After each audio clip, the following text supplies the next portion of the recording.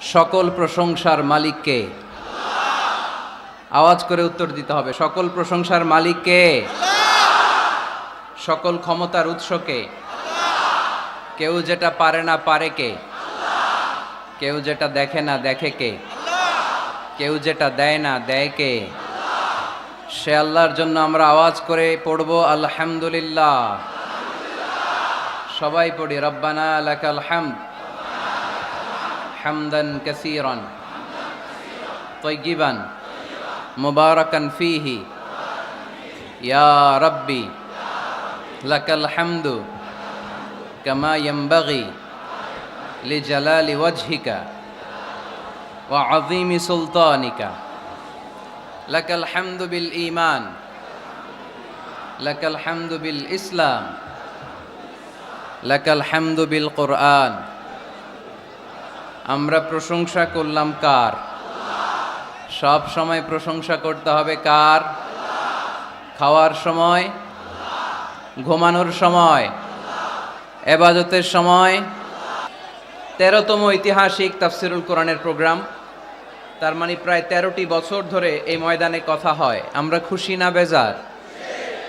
এই ময়দানে কিয়ামত পর্যন্ত কোরআনের কথা চলুক, হক কথাগুলো ছড়িয়ে পড়ুক। আমরা চাই কি চাই না? আপনাদের শুকরিয়া যে আমাকে আপনারা রেখেছেন প্রধান আলোচক।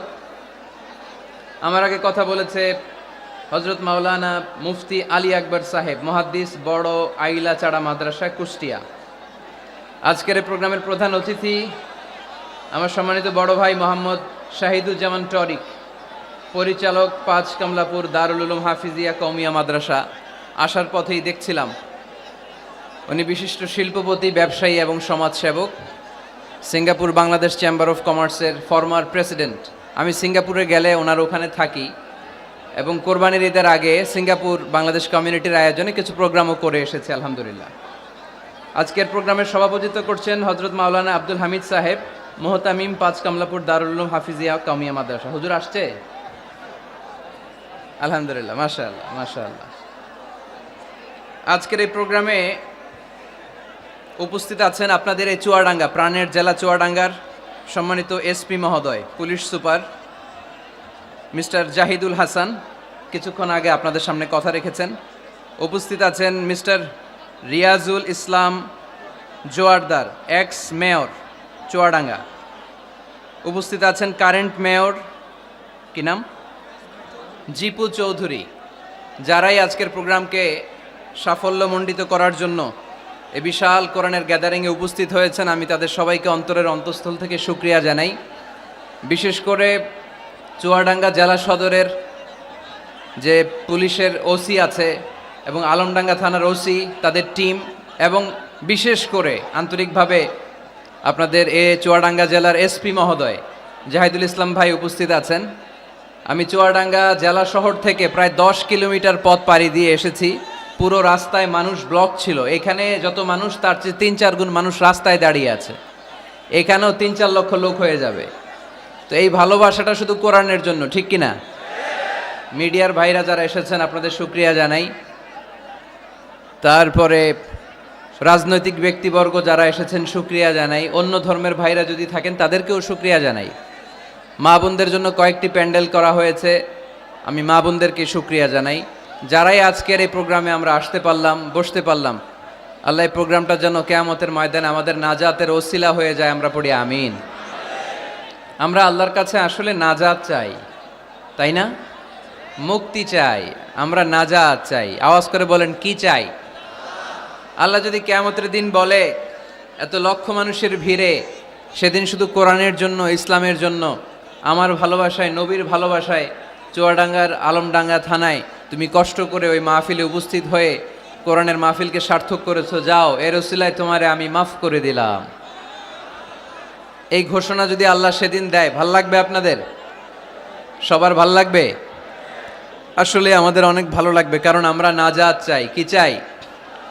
আর কিছু যে চাই না আমি, চাই গো নাজাত, আল্লাহ তোমার কাছে আমার এই মুনাজাত, আল্লাহ তোমার কাছে আমার এই মুনাজাত। সবাই পড়েন আমার সাথে, আর কিছু যে চাই না আমি, চাই গো নাজাত।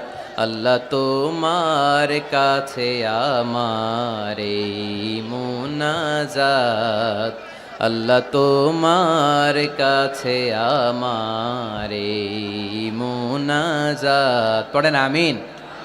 আরো জোরে পড়তে হবে আমিন।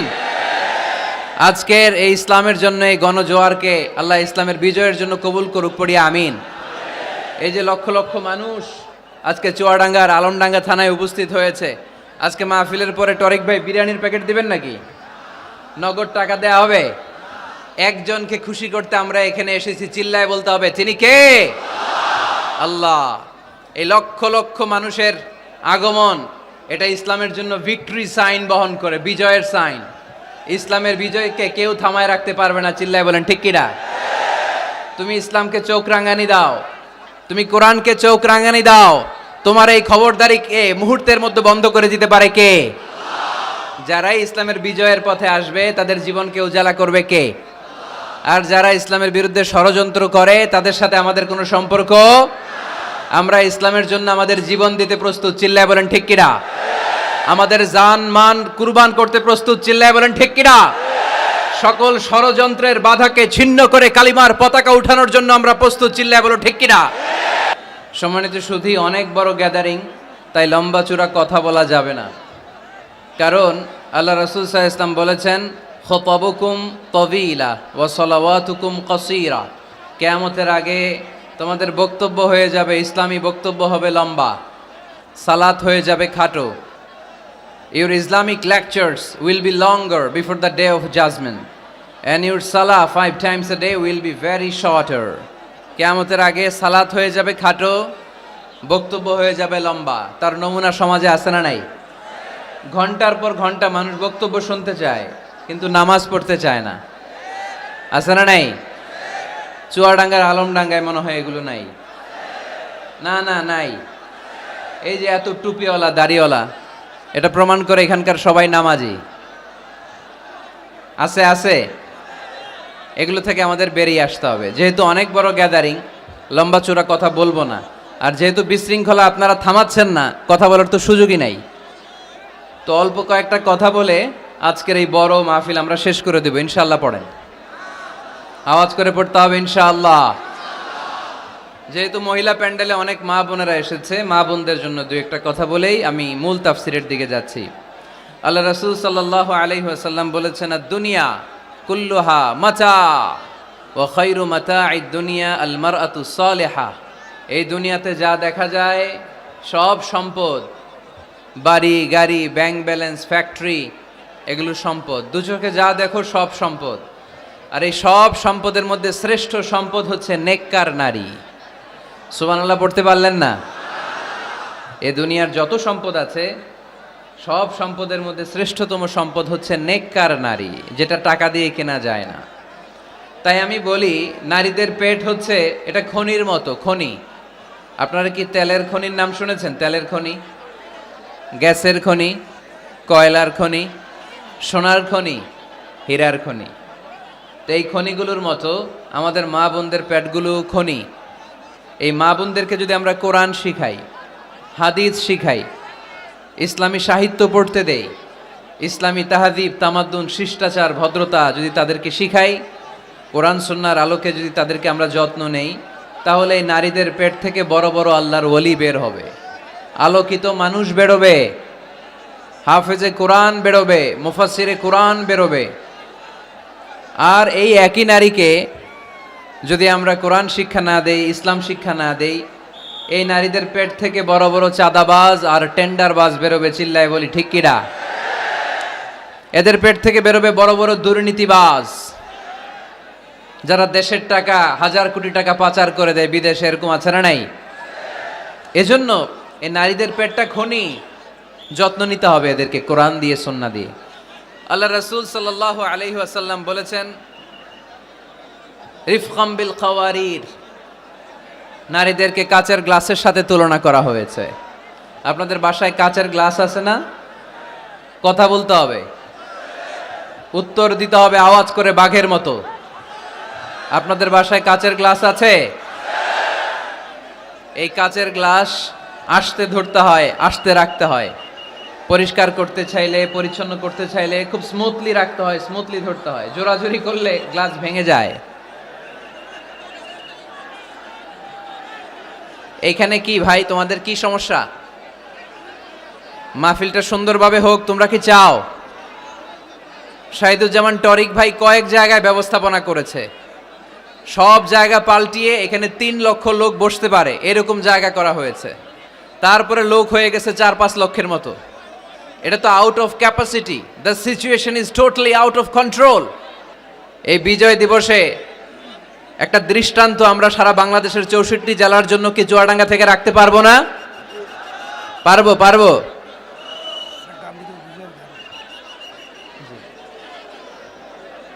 আজকের এই বিজয় দিবসে দেখিয়ে দিতে হবে যে 9 মাস রক্তক্ষয়ী যুদ্ধের মাধ্যমে যেমনি আমরা গোটা বিশ্বে এক বিরল দৃষ্টান্ত এক্সাম্পল স্থাপন করেছি, আজকে চুয়াডাঙ্গার আলমডাঙ্গা থানা তো একটা দৃষ্টান্ত স্থাপন করতে হবে তোমাদেরকে, যে লক্ষ লক্ষ লোক জায়গা ছিল না, আমরা দাঁড়িয়ে দাঁড়িয়ে ঘেমে অস্থির হয়ে কোরআনের কথা শুনেছি। এই জায়গাটাতে এত ধাক্কাধাক্কি করলে তো চলবে না রে ভাই। জায়গা পাওয়া না গেলে আস্তে করে পেছনের দিকে তোমরা মুভ করো, কিন্তু প্যান্ডেলের এত কাছে যদি আওয়াজ করো তাহলে তো কথা বলা যাবে না। কয়েকবার আমি আলোচনা থামিয়ে তোমাদেরকে শান্ত করার চেষ্টা করলাম, কিন্তু ব্যর্থ হয়েছি।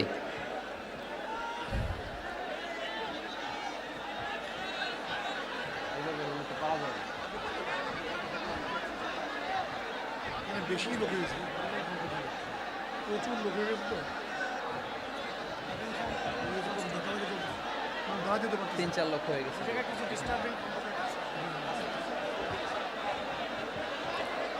আমি এই যে আপনারা পুলিশের 3 জন ভাই যে আছেন ওপাশে যারা, আমি বলবো একটু এক্সিটের ব্যবস্থা করে দেন, এরা ওইদিকে চলে যাক।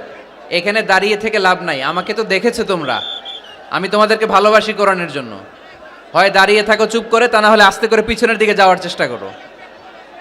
এই ধাক্কাধাক্কি করলে জনস্রোত এসে হতাহতের ঘটনা ঘটবে, মিডিয়া ম্যানদের ক্যামেরা ভাঙচুর হবে। আস্তে আস্তে পেছনের দিকে যাও, আস্তে আস্তে এক্সিট নাও, এক্সিট। আজকে 16ই ডিসেম্বর, তাই না? আমাদের কি দিবস? বিজয় দিবস। এই লক্ষ লক্ষ জনতা নিয়ে আমরা দোয়া করি আল্লাহ যেন সকল মুক্তিযোদ্ধা ভাইদের কবরগুলোকে জান্নাতের টুকরা বানায় দেয়। আমরা পড়ি আমিন। যতদিন বাংলাদেশ থাকবে ততদিন মুক্তিযোদ্ধাদের জন্য, শহীদদের জন্য দোয়া আমাদের হৃদয়ে আছে না নাই?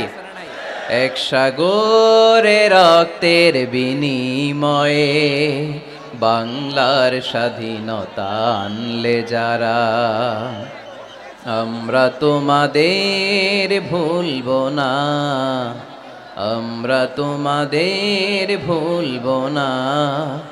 এক সাগরে রক্তের বিনিময়ে বাংলার স্বাধীনতা আনলে যারা, আমরা তোমাদের ভুলবো না, আমরা তোমাদের ভুলবো না।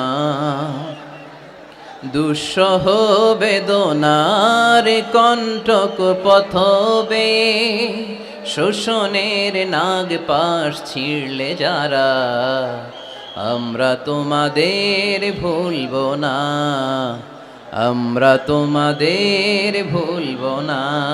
ঠিক কিনা?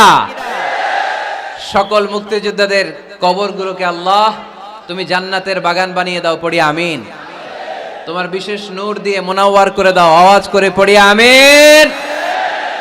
এ দুনিয়াতে যা দেখা যায় সব সম্পদ, আর এই সম্পদের মধ্যে শ্রেষ্ঠ সম্পদ হচ্ছে নেককার নারী।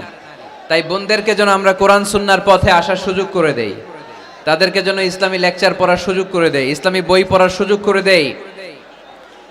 ইসলাম বলেছে খায়রুকুম মান বুখিরা বিল উনসা, যে ঘরের প্রথম সন্তান কন্যা ওই ঘরটারে বরকত দিয়ে ভরে দেয় কে? আপনাদের ঘরে সর্বপ্রথম মেয়ে হয়েছে কার কার? দেখি প্রথম মেয়ে কার?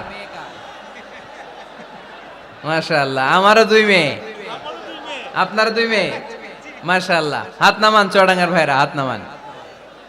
তো এই ঘরগুলো বরকতময়। আল্লাহ রাসূল সাল্লাল্লাহু আলাইহি ওয়াসাল্লামের 3 ছেলে ছিল, একজনও বেঁচে ছিল না। আল্লাহ নিয়ে গেলেন ছোটবেলায়। 4 মেয়ে ছিল, ওনারা বেঁচে ছিলেন। রুকাইয়া, যায়নাব, উম্মি কুলসুম আর ফাতেমা। আওয়াজ করে পড়েন সুবহানাল্লাহ। ফাতেমা রাদিয়াল্লাহু তাআলা আনহাকে আল্লাহ রাসূল সাল্লাল্লাহু আলাইহি ওয়াসাল্লাম খুব বেশি ভালোবাসতেন।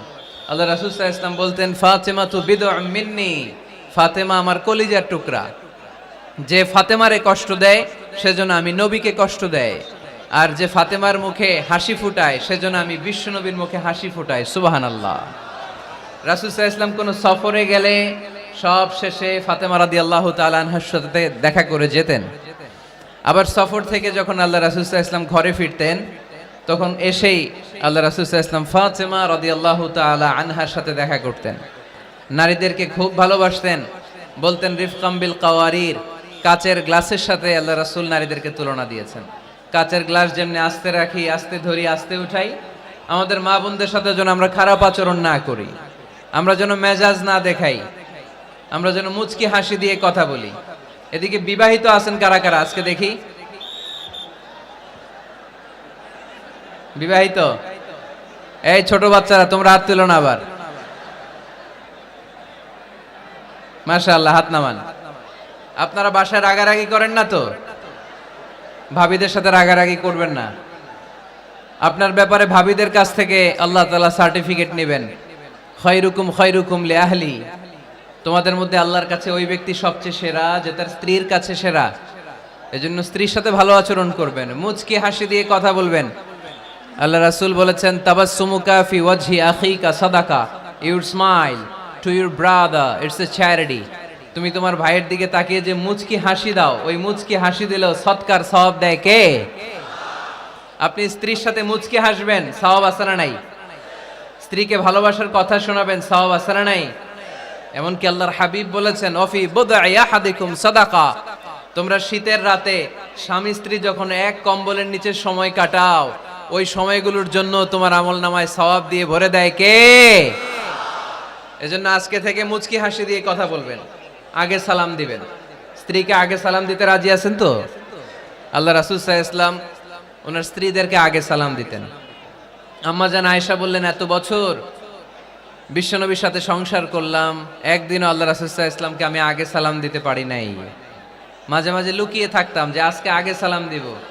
কিন্তু আল্লাহ রাসূল সাল্লাল্লাহু আলাইহি ওয়াসাল্লাম এশার নামাজ পড়ে যখন ঘরে ঢুকতেন, ঘরে ঢোকার অনেক আগ থেকে আম্মা জান আয়েশাকে বলতেন, আসসালামু আলাইকুম ওয়া রাহমাতুল্লাহি ওয়া বারাকাতুহু। এজন্য আমরা যেন বেশি বেশি সালাম দেই। তো একজন নারী বরকতময় কিনা আমরা বুঝবো তার প্রথম সন্তান যদি কন্যা। তার মানে কন্যা আসলেই ঘরে বরকত আছে না নাই? আছে। এরপরে এই কন্যাকে যখন আপনি শিক্ষাদান করবেন, ভালো পাত্রের হাতে তুলে দিবেন, তখন ওই কন্যা বাবার জন্য জান্নাতের দরজা খুলে দেয়। সুবহানাল্লাহ পড়তে পারলেন না? এরপর সে যখন কারো স্ত্রী হয়, তার কাছ থেকে আল্লাহ তাআলা সার্টিফিকেট নেয় স্বামীর ব্যাপারে। তারপর যখন সন্তান সম্ভবা হয়, অনেক নারী বাচ্চা ডেলিভারি করতে যেয়ে মারা যায়। সন্তান ডেলিভারি করতে যেয়ে যে নারী মারা যায়, ওই নারীদেরকে কিয়ামতের দিন আল্লাহ শহীদদের কাতারে দাঁড় করায় দিবেন। আর যদি সহি সালামতে বাচ্চা ডেলিভারি করতে পারে, তাহলে ইসলাম বলে আল জান্নাতু তাহতা আকদামি উম্মাহাতিকুম। ও দুনিয়ার পুরুষেরা শোনো, তোমাদের পায়ের নিচে থাকে জুতা, জুতার নিচে থাকে বালু, আর এক একটা মায়ের পায়ের নিচে থাকে তার ছেলে মেয়েদের জান্নাত। পড়েন সুবহানাল্লাহ। ওগো মা তুমি এই ধরনের শ্রেষ্ঠ নিয়ামত, তোমারই পদ তলে রয়েছে জান্নাত। ওগো মা তুমি এই ধরনের শ্রেষ্ঠ নিয়ামত, তোমারই পদ তলে রয়েছে জান্নাত। সুবহানাল্লাহ পড়েন। আচ্ছা, এই দুনিয়াটাকে যদি 100 বার আমরা বিক্রি করে দেই, ওই বিক্রির টাকা দিয়ে জান্নাতের একটা টেবিলের দাম হবে? এই দুনিয়াকে 2000 বার বিক্রি করে দিলে যেই টাকা পাওয়া যাবে, ওই টাকা দিয়ে যদি জান্নাতের একটা চেয়ার কিনতে চাই, ওই চেয়ারের দাম হবে? তাহলে যে মায়ের 2টা পায়ের নিচে আল্লাহর 8টা জান্নাত পড়ে আছে, ওই 8টা জান্নাতের ওই পা 2টার দাম কত? রাসূল সাল্লাল্লাহু আলাইহি ওয়াসাল্লাম বলেছেন, লাউ কাতা'তা জিলদাক, তুমি তোমার গায়ের চামড়া কেটেও যদি মায়ের পায়ের জুতা বানিয়ে দাও, তাহলে ছোটবেলায় যে দুধ খেয়েছো, এক ঢোক দুধের শোধ কোনোদিন আদায় হবে না। চিল্লা এখন সুবহানাল্লাহ। মায়ের এক ধার দুধের দাম, কাটিয়া গায়ের চাম, পাপস বানাইলেও ঋণের শোধ হবে না। এমন দরদি ভাবে কেউ হবে না আমার মাহাগো। ঠিক কিনা? এজন্য মা বাবা যাদের বেঁচে আছে, আমরা যেন মা বাবার কাছ থেকে দোয়া নেই। পীর সাহেবের কাছে যদি দোয়া নিতে যান, দোয়া কবুল হতেও পারে, নাও হতে পারে। গোটা বিশ্বের সব পীর সাহেব যদি এক গ্লাস পানির মধ্যে দোয়া পরে ফু দেয়, গোটা বিশ্বের সব ইমাম সাহেব যদি, খতিব সাহেব যদি এক গ্লাস পানির মধ্যে দোয়া পরে ফু দেয়, আর আপনার আম্মা শুধু সুবহানাল্লাহ বলে যদি আরেক গ্লাস পানির মধ্যে ফু দেয়, আপনার মায়ের দোয়াটা মুহূর্তে আল্লাহর দরবারে কবুল হয়ে যাবে। এজন্য আব্বা আম্মার দোয়া নিতে রাজি আছি তো? যাদের আব্বা আম্মা বেঁচে আছে, আল্লাহ যেন হায়াত দারাজ করে, আমরা পড়ি আমিন। যারা আমরা আমাদের আব্বা আম্মা, আমাদের বটবৃক্ষগুলোকে হারিয়েছি, তাদের কবরগুলোরে আল্লাহ জান্নাতের বাগান বানিয়ে দিক, আমরা পড়ি আমিন। আর দেরি না করে আমরা সরাসরি মহাবিশ্বের মহাবিশ্বয় মহাগ্রন্থ আল কোরআন আল কারিম থেকে কথা শুনবো। আমরা যে বইটা থেকে কথা শুনবো, চুয়াডাঙ্গার ভাইয়েরা দেহের সবটুকুন শক্তি গলার মাঝ বরাবর এনে আওয়াজ করে বলেন তো, এই বইটার নাম কি? এই কোরআনে কোনো ভুল আছে? সন্দেহ আছে? সংশয় আছে? আমাদের জীবন সমস্যার সব কিছুর সমাধান এই কোরআনের ভেতরে দিয়েছে কে? সমাধান চাও যদি জীবনে মরণে, ফিরে যাও খুঁজে নাও, চোখ রাখো কোরআনে। ঠিক কি না?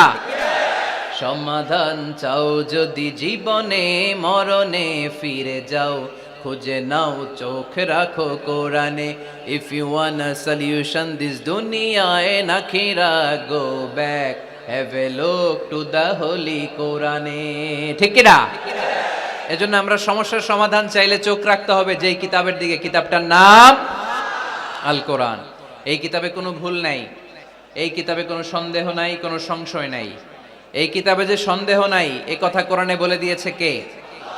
রব্বুল আলামিন বলেন, যালিকাল কিতাবু লা রাইবা ফীহি হুদাল লিল মুত্তাকিন। সবাই পড়েন আমার সাথে, যালিকাল কিতাবু লা রাইবা ফীহি হুদাল লিল মুত্তাকিন। This is the book, the most authentic and original book in the world. There is no doubt in it and a guidance to those who are muttaqin. এই বইটা এমন বই যেখানে কোনো ভুল নাই, কোনো সন্দেহ নাই, কোনো সংশয় নাই। মুত্তাকিনদের জন্য এই বইয়ের ভেতরে হেদায়েত রেখে দিয়েছে কে? আল্লাহ। আবার রব্বুল আলামিন বলেন, আলিফ লাম রা, কিতাবুন আনজালনাহু ইলাইকা লিতুখরিজান الناس من الظلمات إلى النور. O Muhammad sallallahu alayhi wa sallam, I've revealed this holy and sacred book unto you in order to lead the mankind out of darkness into the light. O Nabi, আমি কেন এই কোরআনকে আপনার কাছে পাঠিয়েছি আপনি জানেন? অন্ধকারাচ্ছন্ন মানুষগুলোকে আলোর পথে নিয়ে যাওয়ার জন্য, জাহান্নামীগুলারে জান্নাতি বানানোর জন্য, রাম আর বামপন্থী গুলার ডানপন্থী বানানোর জন্য। চিল্লায় বলো ঠিক কিনা? এজন্য কোরআনের সাথে আমাদের অ্যাটাচমেন্ট বাড়ানোর দরকার আছে না নাই? আমরা যেন বেশি বেশি কোরআনের সাথে সম্পর্ক বাড়াতে পারি, কোরআনকে যেন আমরা বন্ধু বানাই। আমাদের বন্ধু হবে কোরআন। আমাদের বন্ধু হবে কি? আমাদের নিঃসঙ্গ সময়ের বন্ধু হতে হবে কোরআন। এই কোরআন যদি দুনিয়াতে আমরা বন্ধু বানাতে পারি কোরআনকে, কবরেও এই কোরআনকে আমাদের বন্ধু বানায় দিবে কে? কিয়ামতের ময়দানে ওই কোরআনকে আমাদের জন্য সুপারিশকারী করে বানাবে কে? সেই মহাবিশ্বের মহাবিশ্বয় মহাগ্রন্থ আল কোরআন আল কারীম থেকে আমি একটা সূরার কিয়দাংশ তেলাওয়াত করেছি। আজকের চুয়াডাঙ্গার এই বিশাল জনসমুদ্রে এই সূরার কিছু মেসেজ এই চমৎকার রজনীতে আপনাদের সাথে আমি শেয়ার করব। আওয়াজ করে পড়তে হবে ইনশাআল্লাহ। কোরআনের যেখান থেকেই বলি ওইখান থেকে বরকত আছে না নাই? অনেকে বলে, হুজুর ওই এলাকায় পর্দার ওয়াজ করছেন, এখানে পর্দার কথা বলেন কেন? বলে না? অনেকে বলে, হুজুর ওই জেলায় নামাজের ওয়াজ করছেন, তো এই জেলায় আবার নামাজের কথা কন কেন? হুজুর ওইখানে সুদ খাওয়া যাবে না বলছেন, এইখানে বলেন কেন? নামাজ কি শুধু ওই জেলায় লাগবে? পর্দাকে শুধু ঢাকাবাসীদের জন্য লাগবে, চুয়াডাঙ্গায় লাগবে না? আমরা সূরা ফাতিহা প্রতিদিন কয়বার পড়ি? ফরজ নামাজে 17 বার, সুন্নত সহ 40-45 বার। যে ব্যক্তি 50 বছর ধরে নামাজ পড়ে, এই বেটা যে কয় লক্ষ বার সূরা ফাতিহা পড়ছে বেটা নিজেও জানে না, ঠিক কি না? আচ্ছা, আপনারা কি জানেন যে সূরা আর রহমানে একটা আয়াত আছে, যে আয়াতটা আল্লাহ বারবার বারবার ওই সূরার ভেতরে উল্লেখ করেছে, সূরা আর রহমানে? জানেন কি আয়াতটা কি? কি আয়াত? ফাবি আইয়ি আলা রাব্বিকুমা তুকাদ্দিবান। এই আয়াতটা আল্লাহ তাআলা একবার দুইবার নয় 31 বার উল্লেখ করেছেন সূরা আর রহমানের ভেতরে। সুবহানাল্লাহ পড়েন। তার মানে জরুরি কথা সব জায়গায় বলতে হয়, বারবার বলতে হয়, চিল্লায় বলতে হবে, ঠিক